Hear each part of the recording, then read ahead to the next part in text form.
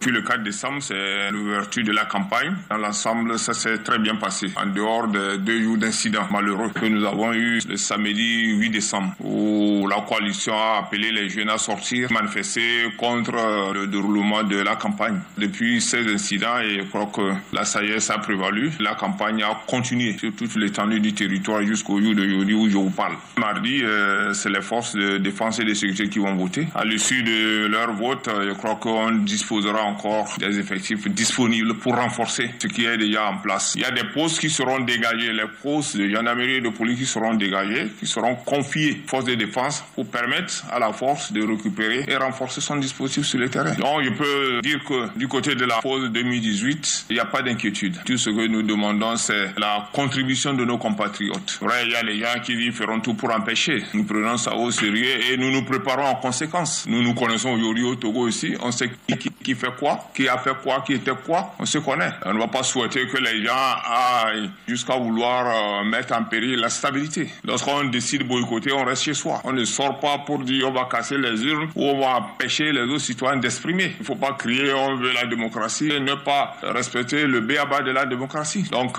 nous tenons prêts depuis le début du processus et jusqu'à son terme, nous allons accompagner nos compatriotes qui veulent aller voter pour qu'ils aillent voter. Ils retournent chez eux tranquillement. Les commissariats vont toujours fonctionner. Les brigades de gendarmerie vont toujours fonctionner. Nous avons certains postes en ville. Par exemple, la garde des banques. Vous avez les gendarmes, les policiers qui gardent les banques. On préfère confier ça aux forces de défense et les replier pour renforcer la pause 2018. Voilà des postes clés qui seront tenus par les forces de défense. On prend d'abord des mesures générales, mais avec une particularité. À Lomé, il y a certains quartiers où les gens sont sortis pour manifester, où malheureusement il y a eu des décès. Il y a certaines villes de l'intérieur, Sokodé par exemple, où les gens ont voulu braver l'autorité pour manifester. Il y a Bafilo, il y a également un peu à Mango, il y a Palimé, il y a Anié. Nous n'avons rien contre ces villes, mais nous voulons rassurer nos compatriotes qui sont dans ces villes pour dire que la sécurité sera à leur disposition. L'État mettra les moyens pour les rassurer. Si les gens prennent le risque, nous on n'est pas d'accord, on va faire ceci. En ce moment, ils auront la loi devant eux. Et ceux-là qui leur disent de sortir. Il y a des tests dans notre code qui dit quand vous incitez quelqu'un à aller faire des bêtises, non seulement l'exécutant fera face à la loi, vous qui l'avez incité aussi, vous commettez une infraction. J'appelle encore nos compatriotes qui ont décidé d'exprimer ce devoir civique d'aller sans inquiétude. Si même